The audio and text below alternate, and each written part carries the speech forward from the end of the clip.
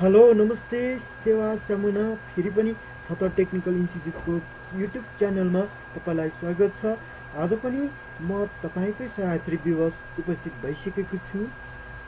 यो छतर टेक्निकल इन्स्टिच्युटको च्यानलले विभिन्न समस्याहरूको समाधान गर्ने जमर्को गर्नेछ र तपाईँले यो छतर टेक्निकल इन्स्टिच्युटको च्यानलबाट विभिन्न नयाँ नयाँ भिडियोहरू हेर्न चाहनुहुन्छ भने तपाईँले सब्सक्राइब बटनमा सब्सक्राइब गरिदिनुहोला र सँगै रहेको बेल आइकनमा पनि क्लिक गरिदिनुहोला।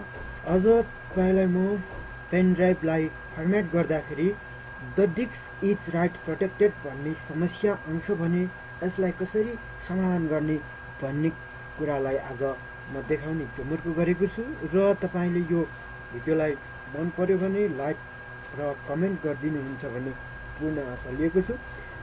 र आज तपाईँलाई म यो रिमुभेबल डिस्क रहेको छ हाम्रो र यसलाई फर्मेट गर्दाखेरि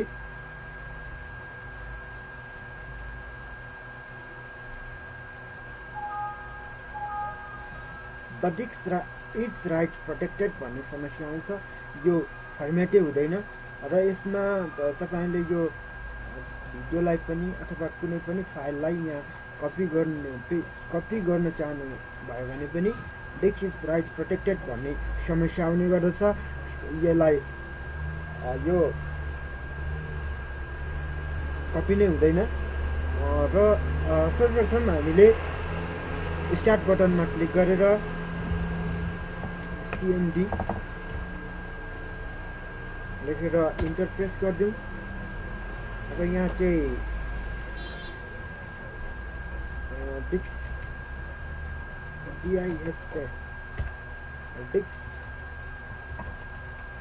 डिस्क पार्ट लेखेर इन्टर प्रेस गरिदिउँ।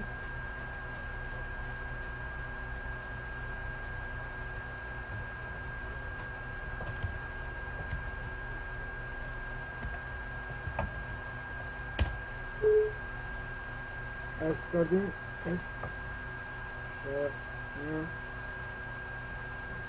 लेखेको छ र लिस्ट डिस्क भनेर लेखौँ र यो डिस्क 1 हाम्रो पेनड्राइभ हो र सेलेक्ट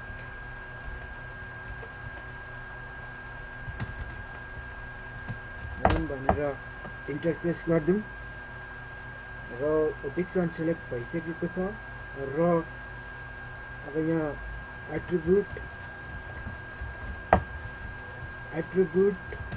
डिस्क भनेर प्रेस गरौँ। यहाँ रिड ओन्ली स्टेटमा एस गरेको छ र यसलाई अनएक्टिभ गर्नुपर्ने हुन्छ। रिड ओन्लीलाई यसलाई चाहिँ हामी एट्रिब्युट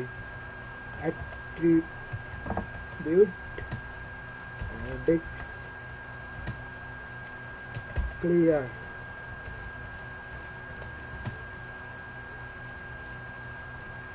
रिड ओन्ली भनेर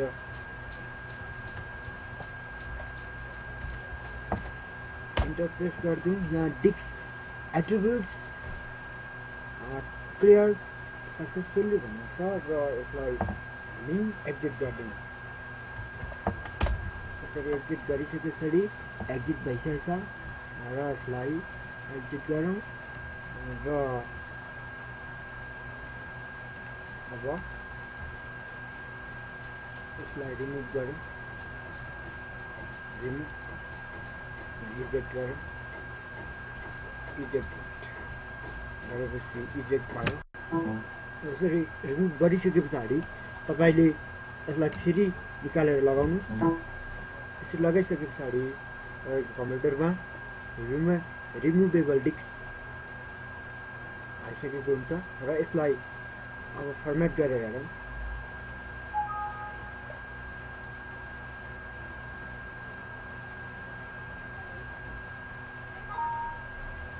यसरी फर्मेट कम्प्लिटेड भयो। अब काम गर्यो। अब यसलाई कुनै पनि एउटा फाइल कपी गरौँ, यहाँ पेस्ट गरौँ र यसलाई यसरी ल यहाँ आयो यो